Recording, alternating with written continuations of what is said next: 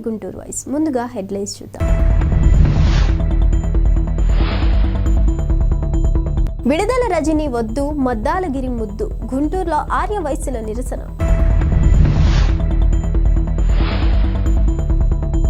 ప్రభుత్వంపై ఈనాడు పత్రిక రామోజీరావు విష ప్రచారం. గుంటూరులో ఈనాడు కార్యాలయం వద్ద నవ్యాంధ్ర ఎంఆర్పీఎస్ నేతలు నిరసన.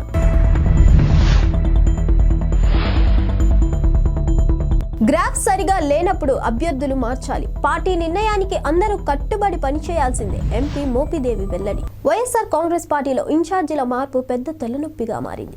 ఇటీవల వైసీపీ అధినేత వైఎస్ జగన్ 11 మంది నియోజకవర్గాల ఇన్ఛార్జీల మార్పులు చేర్పులు చేశారు. ఇందులో భాగంగా గుంటూరు జిల్లా చిలకలూరుపేట ఎమ్మెల్యే మంత్రి విడుదల రజనీని గుంటూరు పశ్చిమ నియోజకవర్గం ఇన్ఛార్జిగా నియమించారు. దీంతో గుంటూరు పశ్చిమ నియోజకవర్గం ఎమ్మెల్యేగా ఉన్న మద్దాలి గిరిధర్ అనుచరులు ఆగ్రహం వ్యక్తం చేస్తున్నారు. మద్దాలి గిరిధర్కు వైసీపీ అన్యాయం చేసిందని ఆరోపిస్తున్నారు. మద్దాలి గిరికి మద్దతుగా ఆర్యవైశ్యుల ఆందోళనకు దిగారు. శుక్రవారం పొట్టి శ్రీరాములు విగ్రహం దగ్గర ఆర్యవైశ్యుల నిరసన తెలియజేశారు. ఆర్యవైశ్యులకు రాజకీయ ప్రాధాన్యత కల్పించాలంటూ నినాదాలు చేశారు. మంత్రి విడుదల రజనీని ఇన్ఛార్జిగా ప్రకటించడంపై ఆగ్రహం వ్యక్తం చేశారు. మద్దాల గిరికి గుంటూరు పశ్చిమ సీటు కేటాయించాలని డిమాండ్ చేశారు. ముఖ్యమంత్రి తీసుకున్న నిర్ణయం వెంటనే వెనక్కు తీసుకోవాలని నినాదాలు చేశారు. ఈ ధర్నాలో ఆర్యవైశ్యులు భారీగా తరలి రావడంతో ట్రాఫిక్ కు తీవ్ర అంతరాయం ఏర్పడింది. కిలోమీటర్ల మేర ట్రాఫిక్ కు తీవ్ర అంతరాయం కలిగింది. ఇకపోతే మద్దాలి గిరిధర్ 2019 ఎన్నికల్లో తెలుగుదేశం పార్టీ తరపున గుంటూరు పశ్చిమ నియోజకవర్గం నుంచి పోటీ చేసి గెలుపొందారు. అనంతరం జరిగిన రాజకీయ పరిణామాల నేపథ్యంలో వైసీపీకి అనుబంధంగా మారారు. అయితే తాజాగా వైసీపీలో కూడా టికెట్ దక్కే అవకాశాలు లేవని తెలుస్తుంది. ఈ పరిణామాల నేపథ్యంలోనే విడుదల రజనీని గుంటూరు పశ్చిమకు షిఫ్ట్ చేశారని ప్రచారం జరుగుతుంది. అటు టీడీపీలో టికెట్ కోల్పోయి ఇటు నమ్ముకున్న వైసీపీలో కూడా టికెట్ రాకపోవడంతో మద్దాలిగిరి పరిస్థితి ఎటూ కాకుండా పోయిందని విమర్శలు వ్యక్తమవుతున్నాయి.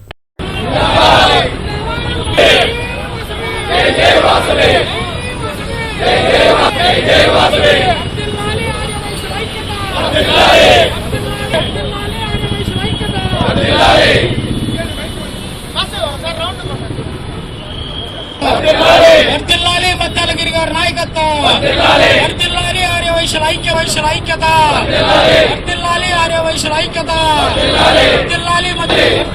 ఆర్యవైశ్యుల ఐక్యత. జై మద్దాలి, జై మద్దాలి, జై మద్దాలి.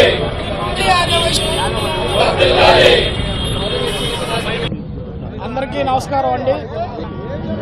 పొట్టి శ్రీరాములు గారి 71వ వర్ధంతి సందర్భంగా ఆర్యవైశ్యులందరం కూడా పొట్టి శ్రీరాములు గారి విగ్రహానికి కన్నెవాళ్ళు అర్పిస్తూ మా ఆర్యవైశ్య ముద్దుబిడ్డ పశ్చిమ నియోజకవర్గ శాసనసభ్యులు శ్రీ మద్దాలగిరి గారికి సంఘీభావం తెలపడానికి ఇక్కడ ఆర్యవైశ్యులందరం కూడా మేమందరం కూడా సమావేశమైనాము. మేము ప్రభుత్వానికి విన్నవించుకుంటుంది ఒకటేనండి, అయ్యా జగన్మోహన్ రెడ్డి గారు, మీరు వచ్చిన తర్వాత పొట్టి శ్రీరాములు గారి వర్ధంతులు జయంతుల్ని అధికారపూర్వకంగా చేసుకోమని చెప్పి ఆర్యవైశ్యులకు ఒక విలువ ఇచ్చారు. అలానే ఎన్నో రకాలైన పదవులు ఇచ్చారు. ఇక్కడ ఉమ్మడి గుంటూరు జిల్లాలో 3 లక్షల పైగా ఆర్యవైశ్యులు ఉన్నాము.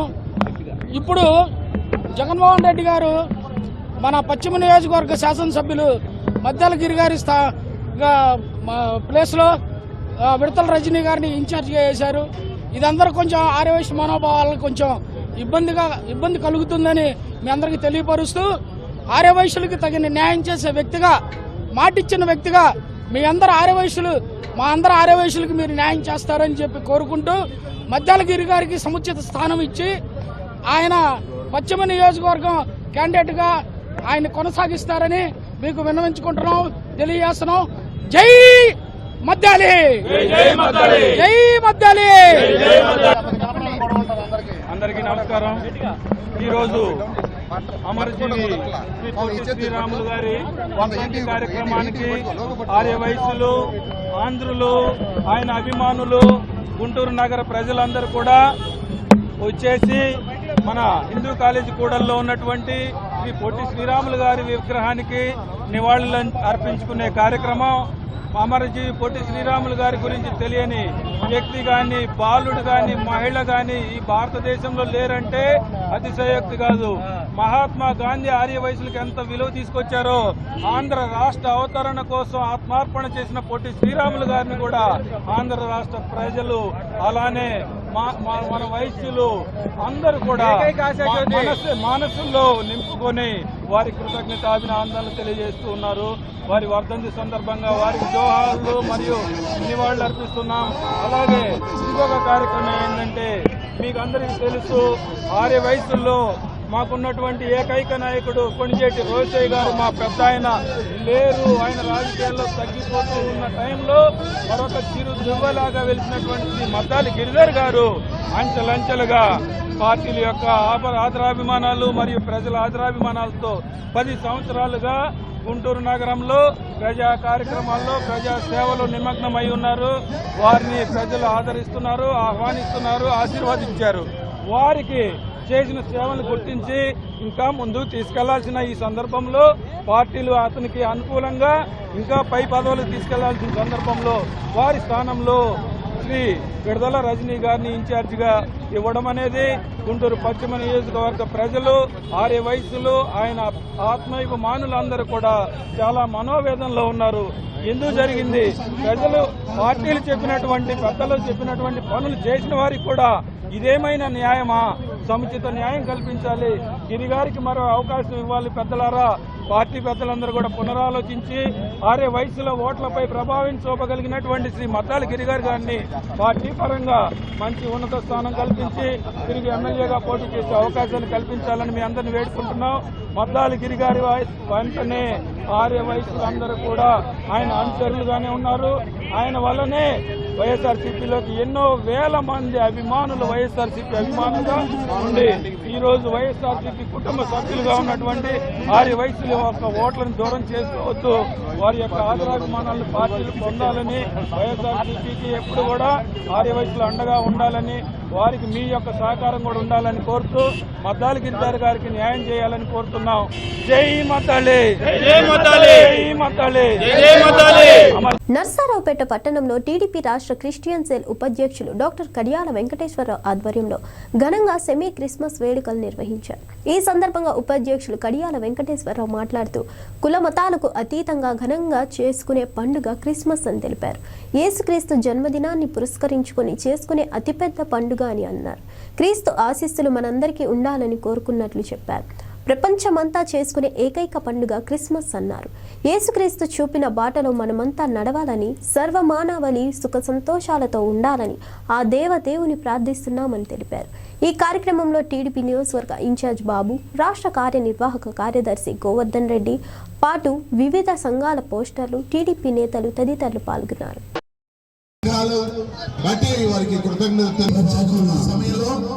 ముగింపు ప్రార్థన చేద్దాం.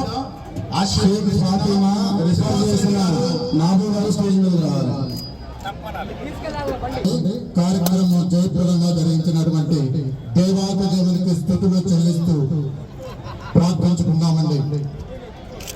మహాపరిషుడైన ప్రేమ కలిగిన మనందరికీ కూడా దీవెనకరంగా మార్చి ఈ యొక్క కార్యక్రమం అయినా మొట్టమొదటి నుండి చిట్ట చివరి వరకు మీరు అధ్యక్షత వహించి మీకు సెమీ క్రిస్మస్ ఏర్పాటు చేసిన కడియాల వెంకటేశ్వర గారి కుటుంబానికి, వారి దగ్గర పనిచేస్తున్న ప్రతి ఒక్కరికి, పట్టణం టీడీపీ కార్యకర్తలకు, నాయకులకు, మహిళలకు, జనసేన సైన్యానికి ఇది మొదలుకొని సదా దేవుని కృప, టీడీపీ కార్యకర్తలకు, నాయకులకు, మహిళలకు, జనసేన సైన్యానికి ముందుగా మీడియా మిత్రులకు ధన్యవాదాలు. అలాగే ఈరోజు ఈ కార్యక్రమానికి ఇచ్చేసి ఘనంగా జరుపుతున్న ఫాస్టర్లు సంఘానికి, ఫాస్టర్లందరికీ ముందుగా నమస్సుమాంజలు. ఈ కార్యక్రమం ఈరోజు సెమీ క్రిస్మస్ జరుపుకోవటం జరిగింది. యేసు క్రీస్తు ప్రార్థన జరిపి ఆయన మార్గాన్ని అనుసరించటం ప్రజలకు ఎంత ముఖ్యమైనదో ఫాస్టర్లందరూ వివరించారు.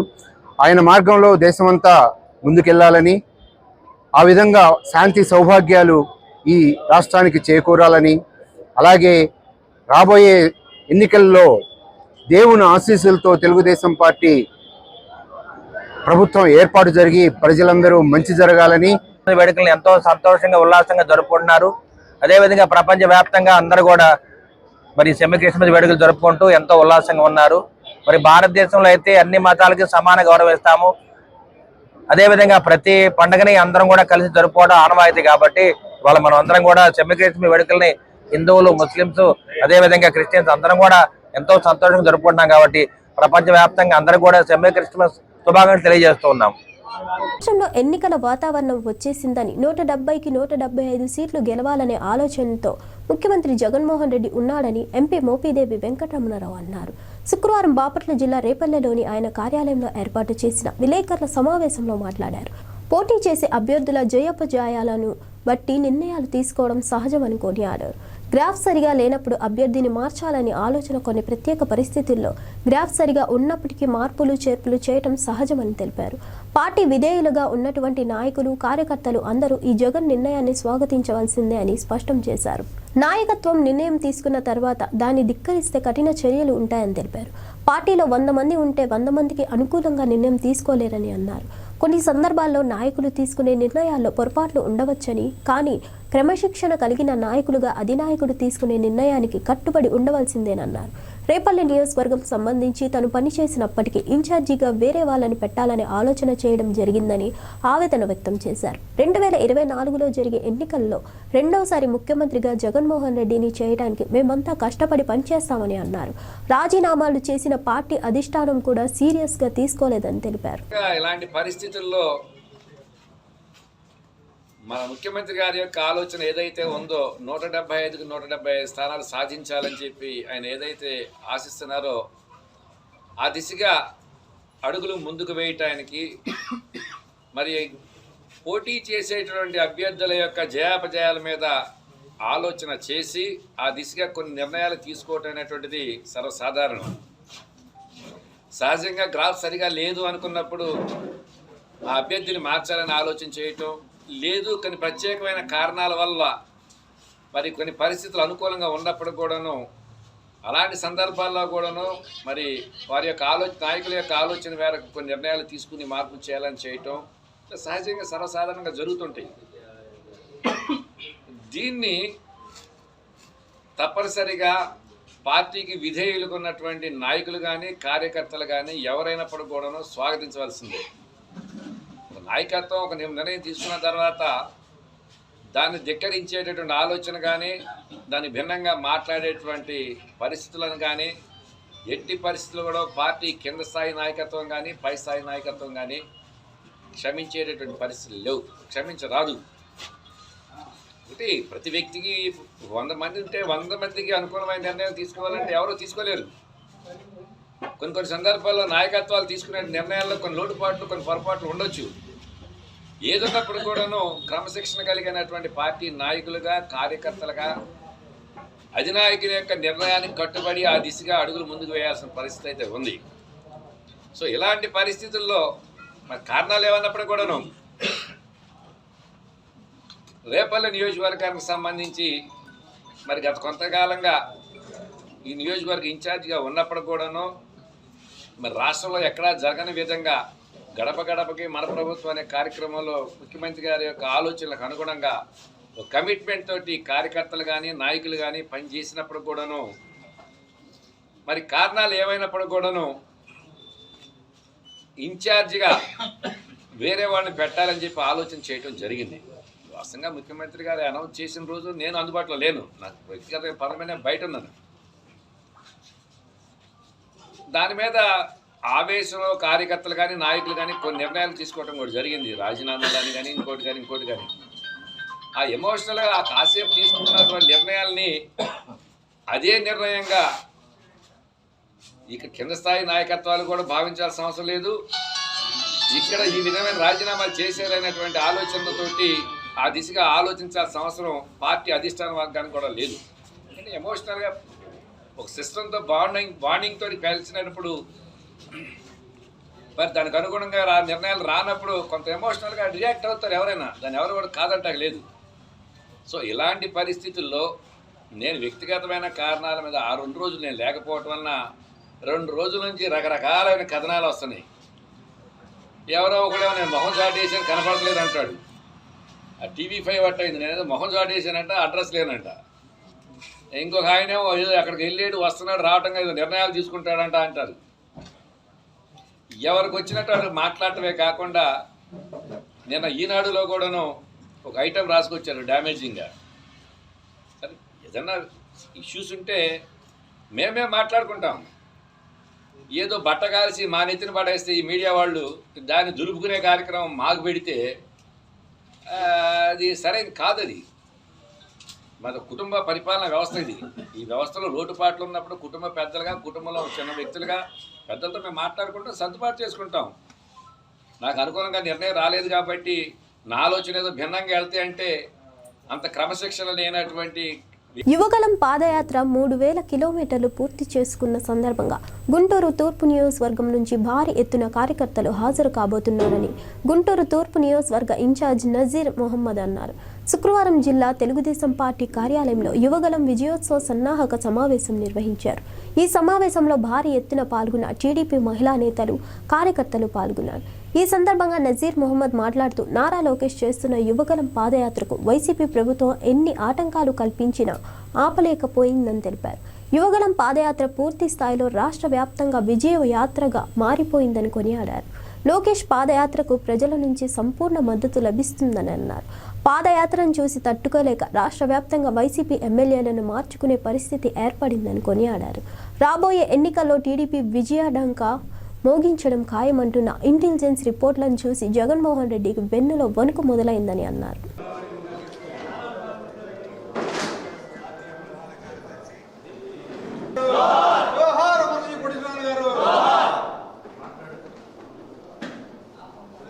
లేకపోయినా కూడా వాళ్ళ ఇంట్రెస్ట్ ఉంటే వాళ్ళ ఫోన్ నంబర్లకి యాడ్ చేసేటువంటి కార్యక్రమం కూడా ఉంది. మీరు అయితే అటువంటి ఇబ్బంది ఉందో నాకు మొహమాటం లేకుండా చెప్పండి, ఎందుకంటే నేను చేయడానికి సిద్ధంగా ఉన్న పార్టీ చేస్తుంది. అందుకని మీరందరూ కూడా ఈ కార్యక్రమం మీకు లోకల్గా స్టూడెంట్స్ తీసుకొని అది కూడా నేను చెప్పాను, మీడియా ఎలిమెంట్ మీకు అది అర్థం కాకపోతే మీరు స్టూడెంట్స్ ఎవరినైనా హైర్ చేయండి, వాలంటీర్స్ని తీసుకోండి, వాళ్ళని ఉద్దేశించి రాబోయేటువంటి రోజుల్లో ఏం చేయబోతా ఉన్నారు. గతంలో మనం ఎన్నిక పథకాలు పెట్టాము, ఇతను అసలు పక్కనోడితో మాట్లాడుతున్నాడా లేదా, యూనిట్ ఇన్ఛార్జికి ఫోన్ చేశాడా లేదా అనే విషయం కూడా పార్టీ దగ్గర కూడా తెలుసు. గతంలో చంద్రబాబు నాయుడు గారు ఏం చేస్తారో తెలియదు, కానీ లోకేష్ గారికి ప్రతి ఒక్కటి కూడా. ఈరోజు గుంటూరు తూర్పు నియోజకవర్గంలో ముఖ్యంగా పార్టీ సర్వసభ్య సమావేశాన్ని ఏర్పాటు చేసుకోవడం జరిగింది. దీంట్లో యువగళం పాదయాత్ర రాష్ట్రంలో మొదటి రోజు యువగళం పాదయాత్ర చేసినప్పుడు అధికార పార్టీ నాయకులు ఈ యాత్రను ఆపివేయాలని అనేక ఆంక్షలు పెట్టి బ్యానర్లు కట్టుకోకుండా 10 మంది 20 మంది చేయమని చెప్పి ఆంక్షలు పెట్టినటువంటి పరిస్థితులు. యువగళం పాదయాత్ర మొదలైనప్పటి నుంచే జనగళంగా మారినటువంటి పరిస్థితులు. ఏ ప్రాంతానికి వెళ్ళినా వేలాది మంది ప్రజలు స్వచ్ఛందంగా ముందుకొచ్చి వారి సమస్యలను లోకేష్ బాబు గారికి చెప్పుకొని రాబోయేటువంటి రోజుల్లో అధికారంలోకి వచ్చిన తర్వాత ఆయన ద్వారా ఆ కార్యక్రమాలన్నీ కూడా నెరవేర్చబోతా ఉన్నాయని చెప్పి నమ్మకంతో తండోపతండాలుగా ఈ వర్గం ఆ వర్గం అని కాకుండా, ఈ ప్రాంతం ఆ ప్రాంతం అని కాకుండా రాయలసీమతో పాటు కోస్తా ఆంధ్ర జిల్లాలతో పాటు ఉత్తర ఆంధ్ర జిల్లాల్లో కూడా పెద్ద ఎత్తున ప్రజలు నీరాజనాలు పలికినటువంటి పరిస్థితులు ఈరోజు యువగళం పాదయాత్రగా కొనసాగుతూ ఉంది. ఈ యువగళం పాదయాత్ర ఈరోజు తెలుగుదేశం పార్టీకి ఒక నూతన ఉత్తేజాన్ని, క్యాడర్కు ఒక మంచి సంకేతాన్ని, ప్రజల్లో యువ నాయకత్వంపై, నారా లోకేష్ గారి యువ నాయకత్వంపై ఒక అంచంచలమైనటువంటి విశ్వాసాన్ని కలిగించేటువంటి విధంగా యువగళం పాదయాత్ర జరిగింది.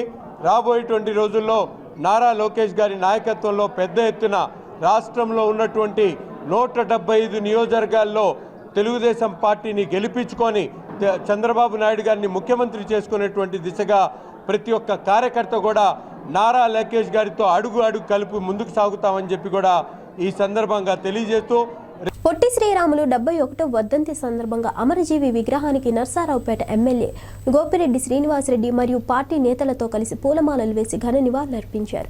ఈ సందర్భంగా ఎమ్మెల్యే గోపిరెడ్డి మాట్లాడుతూ భాషా ప్రయుక్త రాష్ట్రాల ఏర్పాటుకు పొట్టి శ్రీరాములు ప్రాణత్యాగం చేశారన్నారు. మహాత్మా గాంధీ బోధించిన సత్యం, అహింస, హరిజనోద్ధరణ వంటి ఆశయాల కోసం అనితర కృషి చేశారని తెలిపారు. సర్వసాధారణంగా ప్రారంభమైన అమరజీవి అమరణ దీక్ష ప్రజల్లో తీవ్ర స్థాయిలో అలజడి రేపిందని గుర్తు చేశారు. అమరజీవి పోరాట స్ఫూర్తిని నేటి యువత కూడా ఆదర్శంగా తీసుకొని ముందుకు సాగాలని నర్సారావుపేట ఎమ్మెల్యే గోపిరెడ్డి శ్రీనివాసరెడ్డి సూచించారు. ఈ కార్యక్రమంలో స్థానిక ప్రజాప్రతినిధులు, ఆర్యవైశ్య సంఘం పెద్దలు, వైఎస్ఆర్ కాంగ్రెస్ పార్టీ నాయకులు, వివిధ కార్పొరేషన్ చైర్మన్లు, డైరెక్టర్లు తదితరులు పాల్గొన్నారు.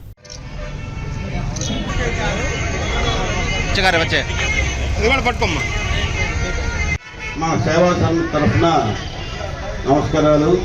అట్లాగే కూడా చైర్మన్ రమేష్ బాబు గారికి, విచ్చేసినటువంటి పెద్దలకి గొప్పగా పొట్టి శ్రీరాములు గారి వ్యక్తిత్వం గురించి మాట్లాడతాం. ఈ విధంగా పొట్టి శ్రీరాములు గారు ఎంతో పట్టుదల గల మనిషి. అంత పట్టుదల ఉన్నవాళ్లే ఇలాంటి గొప్ప కార్యక్రమాన్ని చేస్తారు. సో ఆయన ఆమరణ నిరాహార దీక్ష వలన ఆయన మరణానంతరం ఆంధ్రప్రదేశ్ రాష్ట్రం రావటం, అవతరణ దినోత్సవంగా నవంబర్ 1వ తారీఖున మనం ప్రకటన చేసుకోవటం, అట్లానే మరి ఆంధ్రప్రదేశ్ రాష్ట్ర అవతరణ దినోత్సవం కూడా జరుపుకోవటం, మరి అట్లానే మళ్ళీ తెలంగాణ విడిపోయిన తర్వాత జూన్ 2వ తారీఖు అంటే కాదు మనకి నవంబర్ 1వ తారీఖున ఉండాలి అని చెప్పి మన గౌరవ ముఖ్యమంత్రి జగన్మోహన్ రెడ్డి గారు మళ్ళీ నవంబర్ 1వ తారీఖున జీవో ఇష్యూ చేసి పొట్టి శ్రీరాములు గౌరవార్థం మనం అందరం కూడా 1వ తారీఖున జరుపుకోవాలని చెప్పి చెప్పడం, ఇవన్నీ కూడా ఆయనకి నిజంగా ఆయన చేసిన సేవలు. అట్లానే ప్రతి సంవత్సరం కూడా మేము కోరుతున్నాం, డిబేట్లు పెట్టండి, ఆయన జీవిత చరిత్ర పిల్లలకి తెలియాలి అని చెప్పి మాట్లాడి ఈ సంవత్సరానికి ఖచ్చితంగా వాళ్ళు మన కోరిక నెరవేర్చే కార్యక్రమం చేశారు. వాళ్ళు పొట్టి శ్రీరాములు సమితికి ప్రత్యేకంగా అభినందనలు తెలియజేస్తున్నాను. ఇలాంటి కార్యక్రమాలు విస్తృతంగా తీసుకువెళ్ళాలి. ఒక పాఠశాల కాదు, మన పట్టణంలో ఉన్న పాఠశాలన్నిటికీ కూడా ఈ యొక్క కాంపిటీషన్ తీసుకువెళ్ళి ఇంకా విస్తృతంగా ఆయన జీవిత చరిత్రని మనం అందరం కూడా స్ఫూర్తిగా తీసుకొని ఆయన చేసిన ఈ గొప్ప కార్యక్రమాన్ని ఎప్పుడు చిరస్థాయిగా మన భావితరాలకు కూడా దీని గురించి తెలుసుకునే విధంగా, గుర్తించే విధంగా. నాకు తెలిసి నేను ఒక స్కూల్కి వెళ్ళాను, 8th క్లాస్ స్టూడెంట్ని అడిగాను, పొట్టి శ్రీరాములు గారికి తెలియదు అని చెప్పారు. పాఠ్యాంశాల్లో కూడా లేదు నాకు తెలిసి. ఏమ్మా మీ ఏమన్నా పుస్తకాల్లో ఉందా? ఏ క్లాస్ మీరు ఇప్పుడు? 9th class. మీరు ఇప్పటి వరకు ఏమన్నా పుస్తకాల్లో పాఠం చదువుకున్నారా? 10th క్లాస్లో ఏమన్నా ఉందా? 6th క్లాస్లో ఉందా? అది కానీ మర్చిపోయారు, ఎవరికి తెలియదు. సో ఇలాంటివి కొంచెం పెద్ద ఎత్తున తీసుకువెళ్తే పిల్లలకి స్ఫూర్తిదాయకంగా ఉంటుంది. ఇలాంటి జీవిత చరిత్రలు, డిబేట్లు, ఎలక్యూషన్స్, క్విజ్ కాంపిటీషన్స్ ఇలాంటివి జరగాలి. జరిగినప్పుడే మనం ముందుకు వెళ్తామని తెలియజేస్తూ మరొకసారి పొట్టి శ్రీరాములు సేవా సమితికి ధన్యవాదాలు తెలుపుకుంటూ సెలవు. మహనీయుల సేవలను స్మరించుకోవాల్సిన బాధ్యత ప్రతి ఒక్కరిపై ఉందని గుంటూరు తూర్పు నియోజకవర్గ ఎమ్మెల్యే మొహమ్మద్ ముస్తఫా మరియు జిల్లా ప్రధాన కార్యదర్శి షేక్ నూరి ఫాతిమా అన్నారు. శుక్రవారం నగరంలోని హిందూ కళాశాల కూడలి వద్ద గల పొట్టి శ్రీరాములు విగ్రహం ఆయన వర్ధంతి సందర్భంగా ఘన నివాళులర్పించారు. అనంతరం మీడియాతో ఎమ్మెల్యే ముస్తఫా, నూరి ఫాతిమా మాట్లాడుతూ ప్రత్యేక ఆంధ్రప్రదేశ్ రాష్ట్రం అవతరించిందంటే దానికి కారణం అమరజీవి పొట్టి శ్రీరాములు అన్నారు. ఆయన త్యాగం స్ఫూర్తి నేటి యువతరానికి ఆదర్శనీయమని తెలిపారు. ఈ కార్యక్రమంలో పలువురు కార్పొరేటర్లు, వైసీపీ శ్రేణులు, ఆర్యవైశ్యులు పాల్గొన్నారు.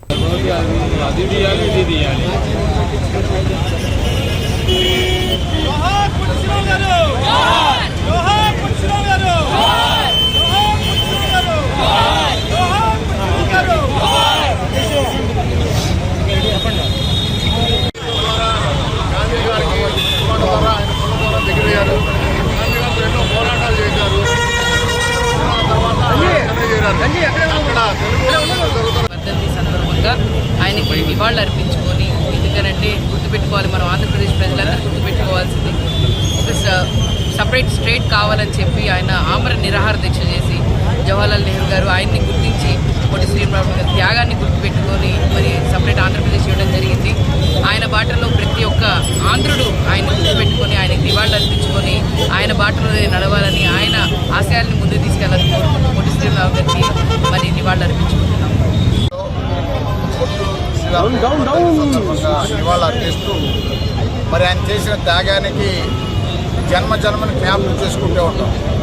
ప్రతి మనిషి కూడా ఒక మంచి పని చేస్తే ఆ మంచి పనికి సంబంధించి ఈ లోకం ఉన్నంత వరకు జ్ఞాపకం చేస్తూ ఉంటాం. కాబట్టి అందరూ కూడా ఆయన ఆశయాలు ముందుకు తీసుకెళ్తూ ఒక మంచి మనిషిగా గుర్తింపు విధంగా ఆ భగవంతుడు మరి ఆయన్ని జన్మలకు జ్ఞాపకం చేసే విధంగా ఆంధ్ర రాష్ట్రానికి ఒక మంచి భవిష్యత్తు తీసుకుని వచ్చేవారంటే ఆయన పొట్టి శ్రీరాములు గారు అనమాట. అందుకని అందరూ కూడా ఆయన బాటలో ముందుకు వెళ్ళాలని చెప్పేసి ప్రతి ఒక్కరిని కోరుకుంటున్నాం. డిమాండ్ల సాధన కోసం సమ్మె చేస్తున్న అంగన్వాడీ సిబ్బంది వెనక్కు తగ్గేదే లేదని స్పష్టం చేశారు. సమ్మె విరమించి విధుల్లో చేరాలని రాష్ట్ర ప్రభుత్వం ఆదేశాలు జారీ చేసిన అంగన్వాడీలు సస్సేమిరా అన్నారు. డిమాండ్ల సాధన కోసం అంగన్వాడీ కార్యకర్తలు మాచర్ల పట్టణంలో సిఐటియు ఆధ్వర్యంలో చేపట్టిన నిరవధిక సమ్మె శుక్రవారం 4వ రోజు కొనసాగింది. సమ్మెను పట్టించుకోకుండా తమను కాదని ప్రభుత్వం మొండిగా వ్యవహరించడం దారుణమని, తమ డిమాండ్లపై స్పందించకుండా కేంద్రాలను నిర్వహిస్తే అడ్డుకుంటామని అంగన్వాడీ కార్యకర్తలు హెచ్చరిస్తున్నారు.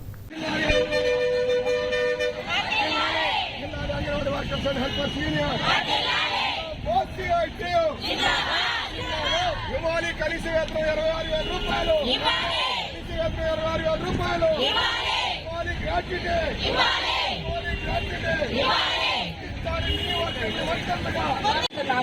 రిటైర్మెంట్ బెనిఫిట్ అడుగుతున్నాము.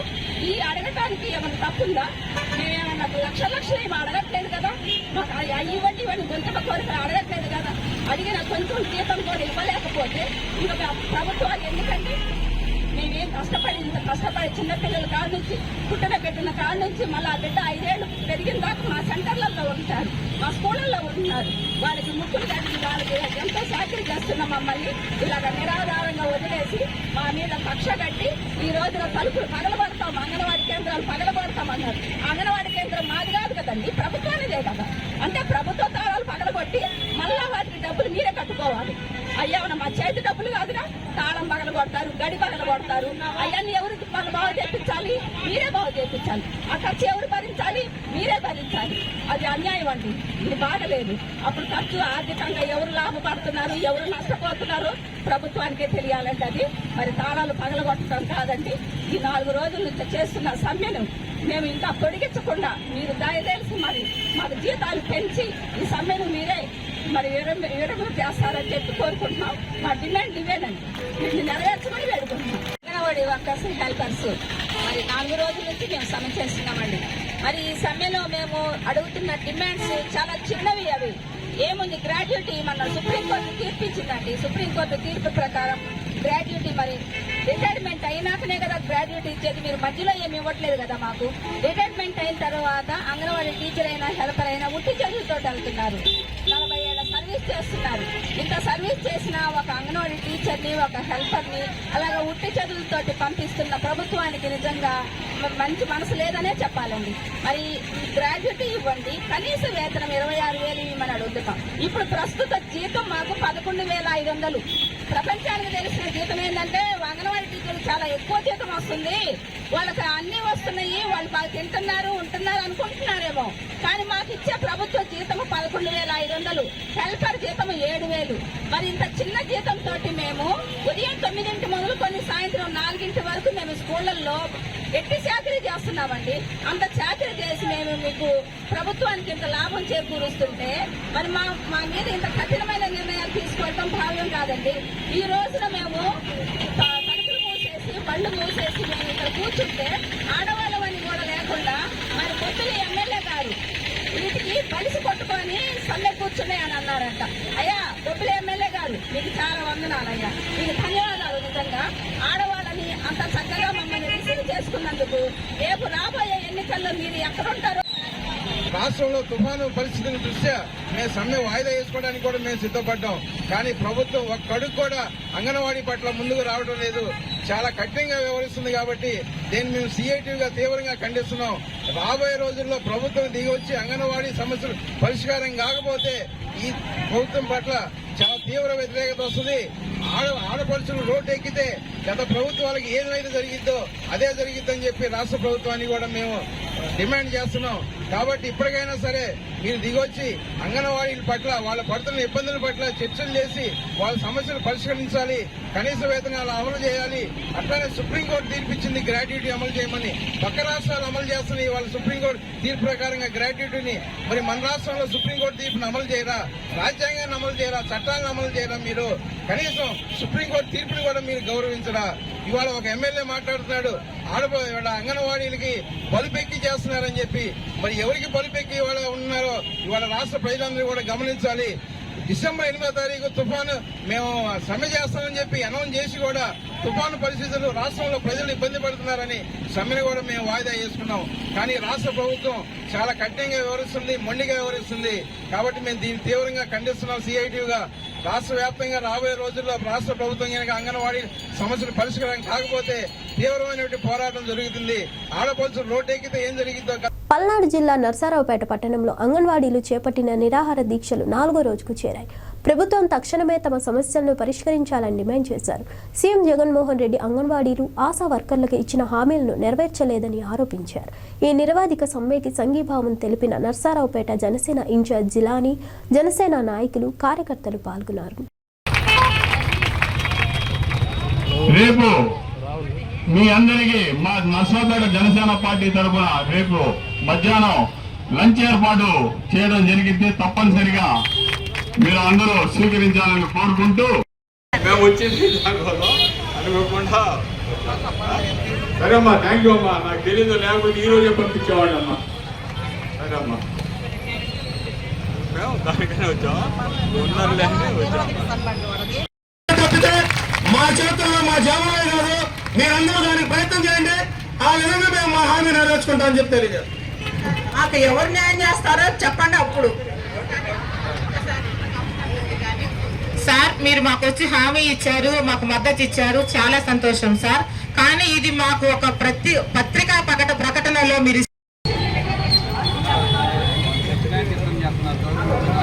ఇంటిని ముట్టడిస్తామని చెప్పి హెచ్చరికలు చేస్తున్నాం. ఇప్పుడు జనసేన నియోజకవర్గ ఇన్ఛార్జ్ జిలానీ గారు వచ్చారు.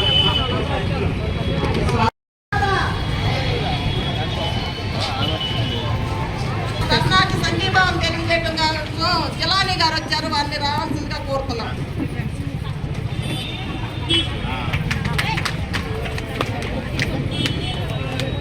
మనం ఉద్దేశించి 2 నిమిషాలు మాట్లాడతారమ్మ. జిలానీ గారు కూర్చోండి అందరూ.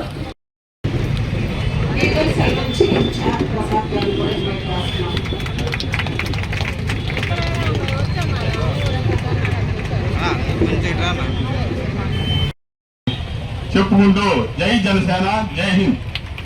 యేసుక్రీస్తు ప్రపంచ శాంతిని కోరుకున్న విధంగా ప్రతి ఒక్కరూ ప్రేమ, విధేయత, త్యాగాన్ని అనుసరించాలని ఆసుపత్రి సూపరింటెండెంట్ డాక్టర్ కిరణ్ కుమార్ సూచించారు.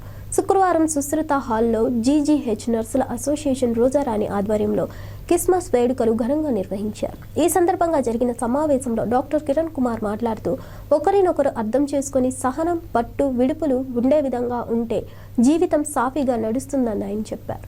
ఈ కార్యక్రమంలో సివిల్ సర్జన్ ఆర్ యమాన్, ఓ డాక్టర్ సతీష్ కుమార్, నర్సింగ్ సూపరింటెండెంట్లు ఆశా రోజని, సమీనా బేగం, కిరణ్మయ్, పగడాల పద్మ, పాస్టర్ సంతోష్ కుమార్ పాల్గొన్నారు. ముందుగా సంస్కృతి కార్యక్రమాలు ఆకట్టుకున్నాయి. అనంతరం ప్రత్యేకంగా తయారు చేసిన కేక్ ను కిరణ్ కుమార్ కట్ చేశారు.